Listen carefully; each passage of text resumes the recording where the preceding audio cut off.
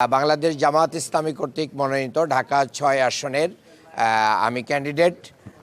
আলহামদুলিল্লাহ, আজকের মনোনয়নপত্র যাচাই বাছাই শেষে আমাদের মনোনয়নপত্র বৈধ ঘোষণা করা হয়েছে। আমরা ঢাকা ৬-এর সকল জনগণের প্রতি কৃতজ্ঞতা জানাচ্ছি।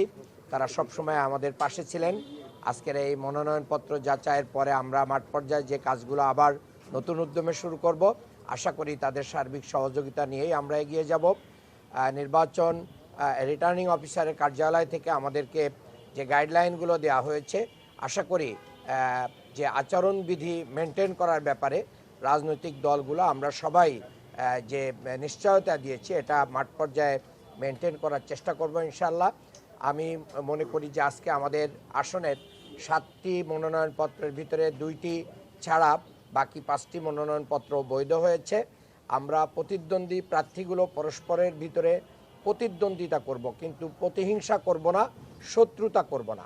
আমরা এবারের নির্বাচনকে যেহেতু ফ্যাসিস্ট হাসিনার বিদায়ের পরে একটি সুন্দর নির্বাচনের আশায় জাতি অপেক্ষা করছে, সেখানে কালো টাকা, পেশিশক্তি এবং অন্য কোনো ধরনের সন্ত্রাসকে আমরা না করব। বিশেষ করে আগামী নির্বাচন তরুণ প্রজন্ম অধীর আগ্রহে অপেক্ষা করছে, যেখানে বাংলাদেশে একটি ক্ষমতার ভারসাম্য প্রতিষ্ঠিত হবে। গণভোটের মাধ্যম দিয়ে জুলাই সনদের আইনি বাস্তবায়ন হবে। সেজন্য আমি সবাইকে বলবো যে আপনারা হ্যাঁ ভোট দিবেন এবং এর পাশাপাশি এই নির্বাচনে যেন আমরা সন্ত্রাস, চাঁদাবাজ, দখলবাজ, মাদককে না বলে একটি সুন্দর গণতান্ত্রিক বাংলাদেশ গড়ে তুলতে পারি। দীর্ঘদিন ধরে আমরা ঢাকা 6-এর অধিবাসীরা বৈষম্যের শিকার, উন্নয়ন বঞ্চিত।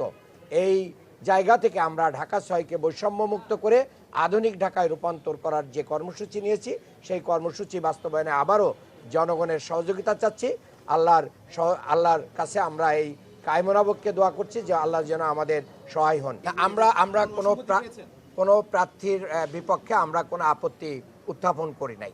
আমাদের পক্ষে আমাদের মনোনয়নপত্র নিয়েও রিটার্নিং অফিসার এবং কোনো প্রার্থী বা তাদের লোকদের পক্ষ থেকে কোনো প্রকার কোশ্চেন উত্থাপন হয় নাই।